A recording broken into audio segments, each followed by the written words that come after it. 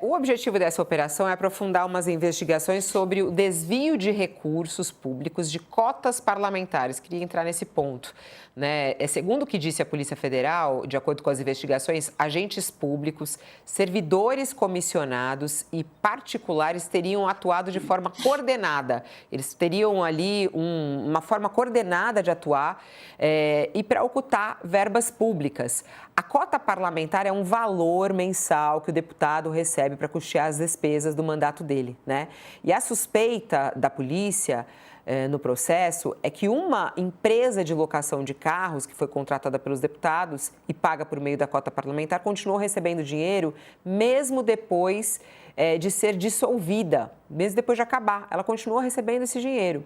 Né? E é o que disse a Polícia Federal. Era uma sociedade empresária que continuava recebendo pagamentos feitos pelos parlamentares, pelos dois parlamentares, o Jordi e o Sóstenes, os quais são reembolsados com despesas pagas com a cota parlamentar. E esse documento, que foi até divulgado pelo Flávio Dino, ele cita transferências entre uma suposta empresa de fachada de locação de carros e um assessor do Jordi. O que a PGR disse? A PGR disse que viu indício de conluio entre os assessores de Jordi e Sóstenes, né, que é esse grupo que eles falam, para dar aparência de legalidade à operação. A PGR disse o seguinte: os diálogos localizados pela autoridade policial indicam conluio entre esses dois assessores. Eles citam Itamar de Souza e Adailton Oliveira, assessores dos deputados Jordi e Sóstenes, respectivamente. Vamos lá, Josias, vamos aos fatos, né? O que é essa cota, né, parlamentar? Para que ela serve? E como é que eles utilizam isso, né? Dessa forma, como a PGR está falando, eles tinham um acordo ali para poder usar essa cota e mandar para um lugar que não existia mais. A cota parlamentar, Fabiola, os deputados, os senadores, a democracia custa caro, né? E afora os mais de 50 bilhões de reais em emendas que deputados e senadores enviam para os seus currais eleitorais, há despesas que são custeadas pelo contribuinte para manter o prédio do Congresso Nacional, para manter os gabinetes, para pagar os assessores, os salários dos parlamentares, e parte desse custo é batizada de cota parlamentar. O que é isso? É um dinheiro que é disponibilizado, é liberado para cada parlamentar, para que ele utilize alugando automóveis, alugando escritórios nos seus estados, para instalar assessores. Pode ter assessor em Brasília, pode ter assessor no estado. Então, e ele precisa prestar contas desse dinheiro. No caso específico, nessa investigação que envolve o Sóstenes Cavalcante e o deputado Carlos Jordi, eles são acusados de desviar parte desse dinheiro que teria sido, em tese, utilizado para alugar automóveis. A Polícia Federal está dizendo que tudo não passa de um logro. O dinheiro foi supostamente destinado para o aluguel de automóveis, mas a empresa é de fachada e o dinheiro acabou no bolso dos parlamentares. É o que está dizendo objetivamente a Polícia Federal. E a polícia não chegou a essas conclusões do nada. Essa investigação é feita, foi aberta, iniciou há um ano. Então, antes de chegar nesta sexta-feira aos endereços vinculados ao Sóstenes Cavalcante e ao Carlos Jordi, a polícia fez, há um ano, uma operação, batidas policiais, que tiveram assessores desses dois gabinetes como alvo. Então, a polícia foi aos endereços dos auxiliares, isso há um ano. E a investigação prosseguiu, e agora a polícia está concluindo que há um esquema de fachada que foi montado, estruturado para desviar dinheiro da cota parlamentar. E vai ao endereço, a um dos endereços do deputado Sóstenes Cavalcante, e encontra mais de 400 mil reais em dinheiro vivo, moeda sonante. Isto não é coisa de gente que prime pela transparência. Lá atrás, há um ano, quando a polícia chegou aos endereços dos seus assessores, os Sóstenes também falaram em perseguição política, uma ação da Polícia Federal contra parlamentares de direita, e dizia, não tenho nada a esconder. Aparentemente, o deputado tinha aí mais de R$ 400 mil que ele preferiu não depositar de forma transparente no sistema bancário. Então, ele tinha algo a esconder, porque ninguém que se vangloria de não ter nada a esconder mantém R$ 430 mil em dinheiro vivo fora da rede bancária. Então, realmente, Fabiola, os deputados precisam se explicar.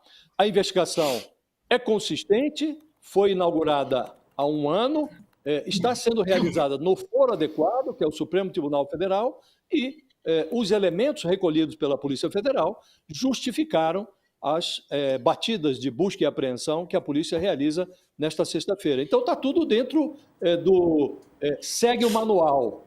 A única coisa que está fora do script, até aqui, são as falas dos parlamentares, são as explicações. Ora porque são insuficientes, como no caso do deputado Jordi, ora porque demandam algum tempo. O deputado Sóstenes pediu um prazo, ele precisa da manhã inteira para providenciar explicações sobre algo que seria trivial. Era só ele dizer, não, isso é tudo mentira, o dinheiro foi aplicado corretamente, não há consistência no trabalho da polícia. Agora, o deputado pediu a manhã inteira, vamos aguardar, não é, Fabiola? Pode ser que no final da manhã ele traga uma novidade que faça desmoronar o que está evidenciado no trabalho da Polícia Federal. Vai ser meio-dia, né, a entrevista coletiva dele, e eu acho que é muito importante o ponto que o próprio professor Marco disse, né? Ninguém carrega R$ 400 mil assim, né? R$ 430 mil em casa. A origem desse dinheiro é extremamente importante, mas assim, e como descobrir a origem desse dinheiro, né, professor Marco? É difícil também esse tipo de investigação, né? O dinheiro vivo é utilizado justamente para isso, né? Exatamente, né? A Polícia Federal tem inteligência, né, Fabiola? Pegando um pouco a fala do Josias, né?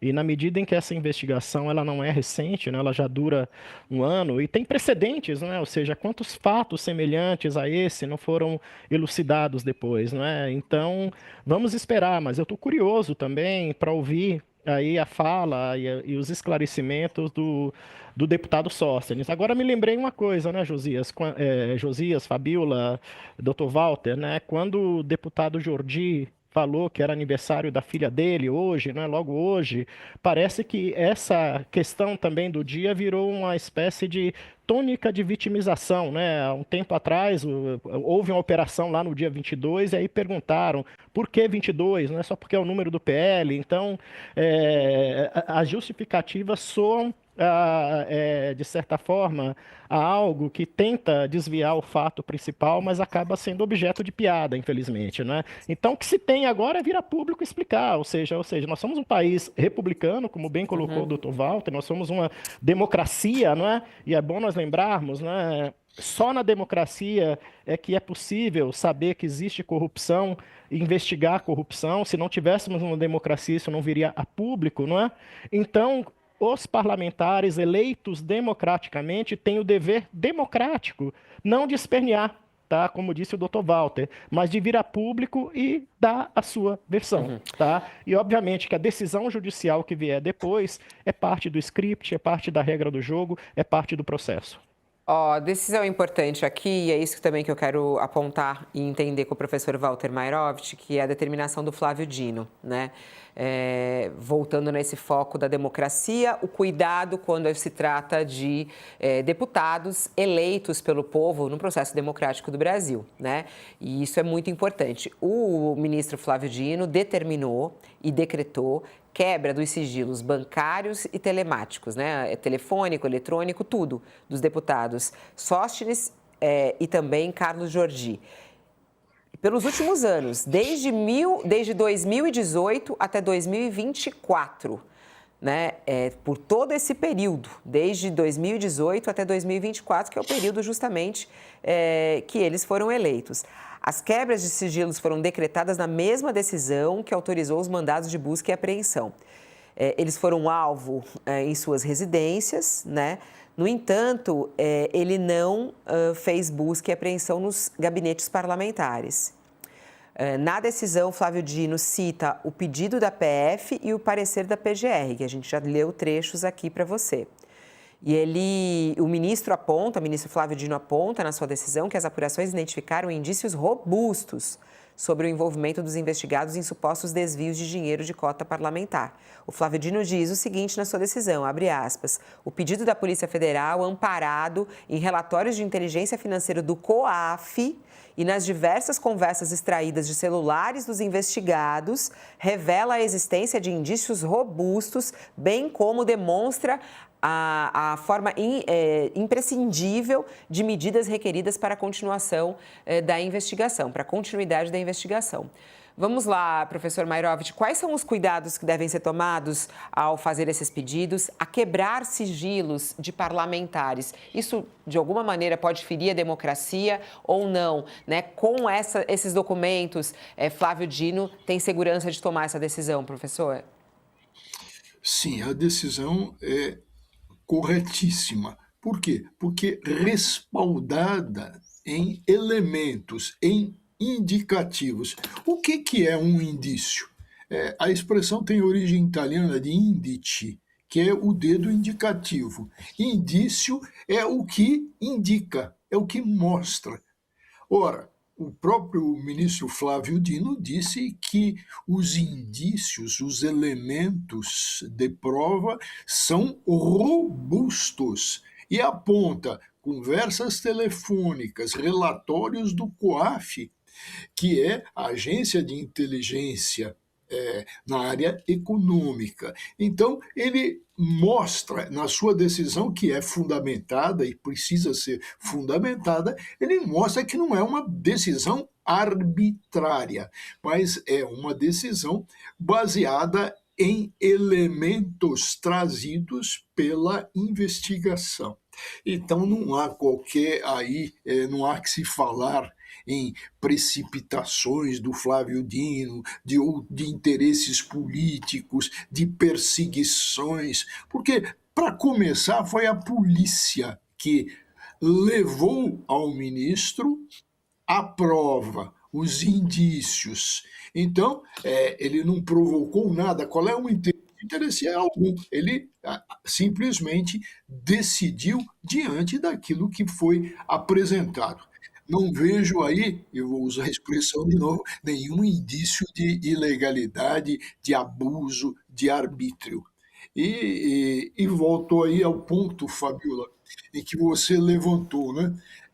O rastro que o dinheiro deixa, né? Então, essas tentativas de ocultação. Tem gente que leva dinheiro para casa, põe debaixo do colchão, como se dizia antigamente, mas aí o que a gente tem assistido com relação aos parlamentares é que, além do rastro, do pecunia olet, o dinheiro tem cheiro, portanto deve ser seguido, aqui a gente tem o rabo também, né? Aqui se deixa rabo, por exemplo, o quê? O dinheiro em determinadas residências, em determinados escritórios, em determinados locais, e de repente, está feita a apreensão. Aliás,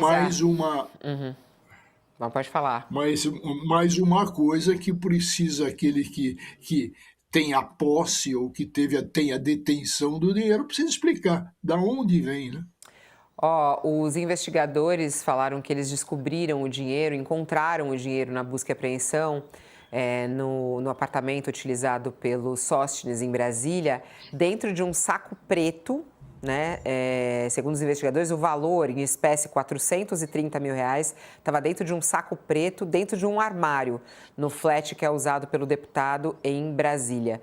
E aí as imagens, depois eles tiraram, é o saco preto, esse saco preto aí, estava aí o dinheiro, nesse saco preto que parece um saco de lixo, né? E aí eles tiraram, fizeram a contagem de quanto tinha, R$430 mil, e tudo fotografado, tá lá, dinheiro apreendido.